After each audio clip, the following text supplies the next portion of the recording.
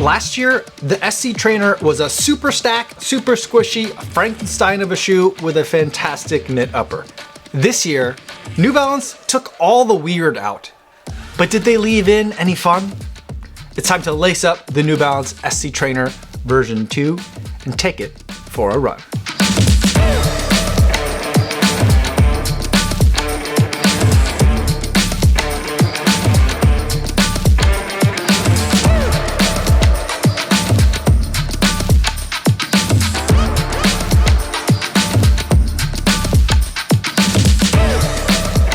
Yo, what's going on? My name is Kofuzi and I'm a non-elite runner who reviews shoes here on YouTube. And today I want to talk to you guys about the New Balance SC Trainer version 2. But before I do, I want to go over some disclosures. This is a pair of shoes that I bought myself. No one sent it to me, no one's paying me to make this video, and no one's going to get a chance to preview any of my footage or my thoughts before you guys get a chance to see this video on YouTube. So with that disclosure out of the way, let's talk about the New Balance SC Trainer version 2. First, let's go over some specs on the shoe. They've shrunk it down in a lot of ways from last year's version. No longer is this shoe a jumbo stack height shoe. They've reduced it now to just 40 meters or just 40 meters of stack height. And there's a 6mm drop giving us 34 millimeters of stack height in the forefoot.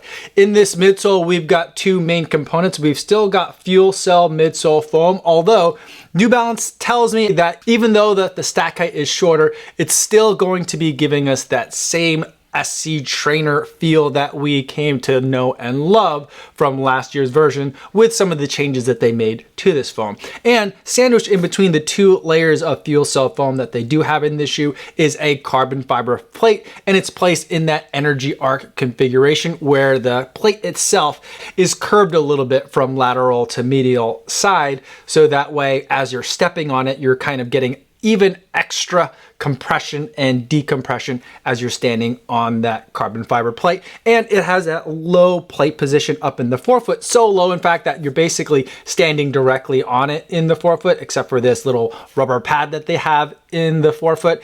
And that low plate position helps to make sure that even though you've got all this great squishy foam, you're gonna have a stable, or at least a more stable landing pad. On the outsole, we have a very similar configuration to what we saw last year in terms of strategically placed rubber, and that's a good thing and a bad thing because I do like how little rubber that they're using, but on the other hand, last year's version, this area of kind of exposed foam that's in this forefoot did get quite a bit chewed up. It didn't really cause any degradation in performance, it just kind of looked a little bit gnarly. In the upper, that's where we also have a lot of changes from last year. Gone is that wonderful knit upper that we had. Here is my version 1 shoe that I just really love the fit and finish that this upper provided. But instead, this year, what we now have is a more traditional style of daily trainer upper. There's a little bit more padding in the back of the heel cup as well, and that should help make sure that it's a little bit more comfortable for people who like that kind of plushness,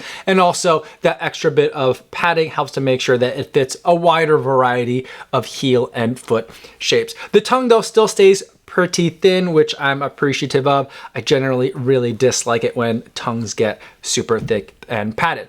Altogether, this shoe comes in lighter than it did for last year at a total weight of 10.0 ounces and 282 grams. All right, now that we've gone over some of the specs, let's talk about what it was like to run in this shoe. Now, it definitely feels like it's a less tall of a shoe, and I think that a lot of the quirkiness is gone, especially for heel strikers where last year's shoe gave you just so much squishiness to stomp on.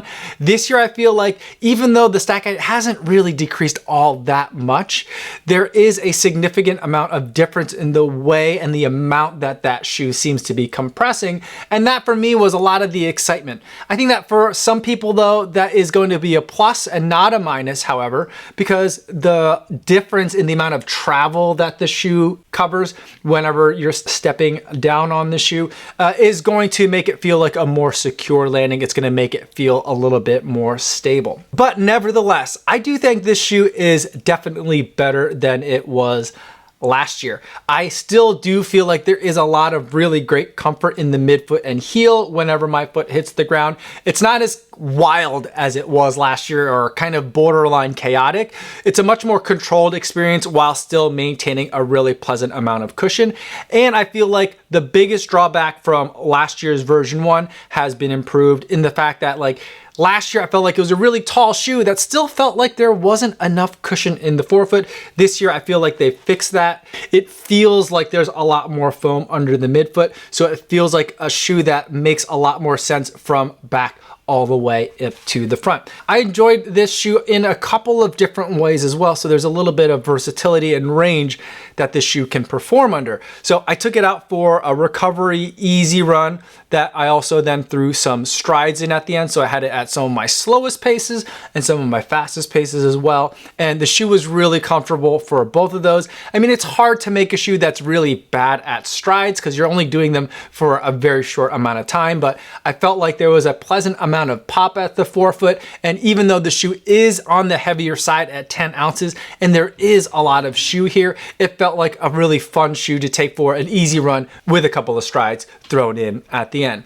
I also took this shoe out for more of a marathon style workout, so I had a little bit of a warm-up and then 2 times 5K at marathon effort, and I felt like that's where this shoe really shines the brightest, and that increased amount of cushion, or that sensation of cushion in the forefoot, made it feel like a shoe that I could take for those longer runs at those higher levels of effort and still feel like I was getting responsiveness for the foam, but also enough impact protection for those longer runs. Now, as far as the upper goes, I actually don't mind all the changes as much as I thought I would, as much as I love the knit upper from last year and kind of wish that it still retained that upper in version 2.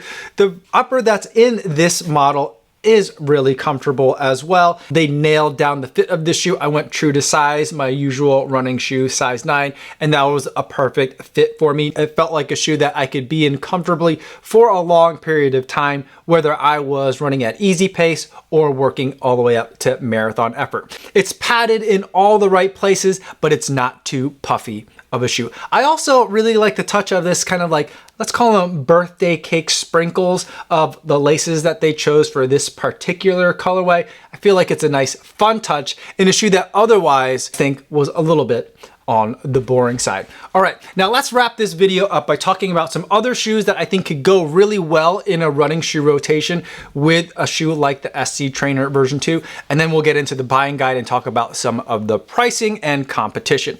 First, let's talk about shoes that you could pair this shoe well with. I think a lot of you guys are gonna use this shoe as a very versatile daily trainer, using it for recovery runs and easy runs, all the way up through some marathon effort workouts.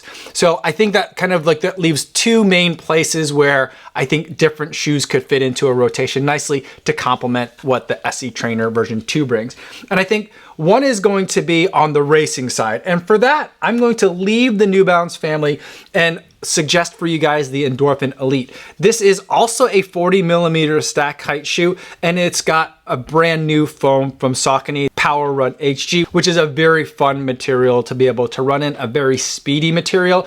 And overall, the main sensation that I get from this shoe is that there's just a lot of midsole foam in here. So if you're really liking a shoe that's kind of as big as the SC Trainer version 2 is for your daily training, I feel like for racing, this is gonna be a nice complement that gives you a lot of those sensations that you are looking for.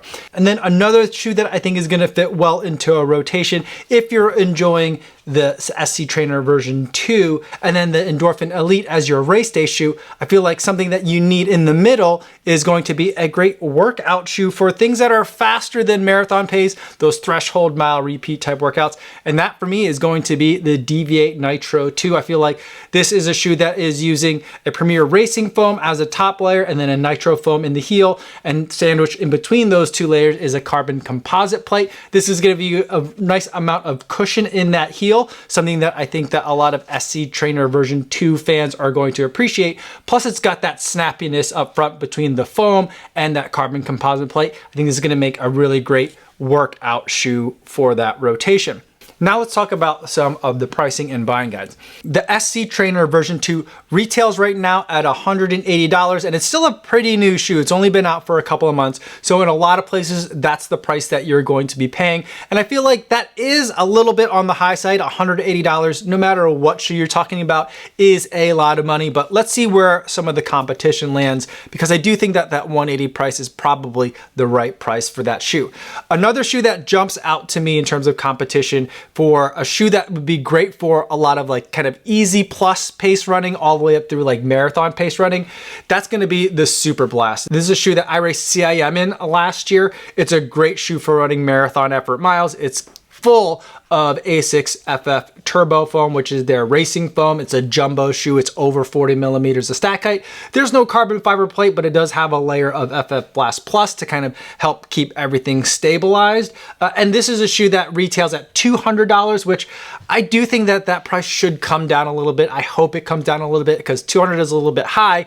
But if that's at $200, the $180 I feel like is a very fair price for the SC Trainer version 2. And then the other shoe that really comes to mind in terms of the way that I think a lot of people are going to be using the SC Trainer 2 and the way that I see myself using the SC Trainer 2 is going to be a new shoe from Saucony, and that's the Kinvara Pro. Now this shoe does confuse me and a lot of people quite a bit because of the naming of it, but what's in a name? All that aside, in terms of what the shoe provides, you've got a premier racing foam up top, and then you've got EVA foam in the power run on the bottom, and then you've got a carbon fiber plate in here too. So the formula is very similar to what we're seeing in the SC Trainer version 2, and I feel like both of these should be considered. If you're looking at one, you're probably going to be pretty interested in the other. Now the Kinvara Pro is also a very new shoe, and that one retails at $180, and I do find that I like the SC Trainer version 2 a little bit more. So if that's a $180 shoe, then I feel like the $180 for the SC Trainer 2 is a very good price. And for this shoe, I feel like there's also a third competitor option, and that's going to be last year's SC Trainer version 1. I feel like it was a little bit more chaotic, but also a little bit more fun. Last year's version was very different than this year's version, but the family lineage is definitely there, and this is still a really fantastic shoe that a lot of people are going to love in a lot of the same ways that they're using the SC Trainer version 2. You can still find some sizes of this shoe available at a discount now. It was starting out at $180, now it's down to $125. So if you're looking to save a couple of bucks, run this season in the SC Trainer from last year, and then when you're done with that shoe, then you can go to the SC Trainer version 2, which hopefully by then will be on a discount. So those are my thoughts on the SC Trainer version 2. Let me know in the comments if you have any other questions down below, or better yet, stop by the live stream that I do Monday through Friday over on the Kofuzi Run Club channel. I'd love to talk to you guys in the chat. That's all I have for today, everybody. Thanks for making it all the way to the end of this video. Hopefully you guys are staying safe out there on your runs, and I'll see you in the next one. Yo, what's going on?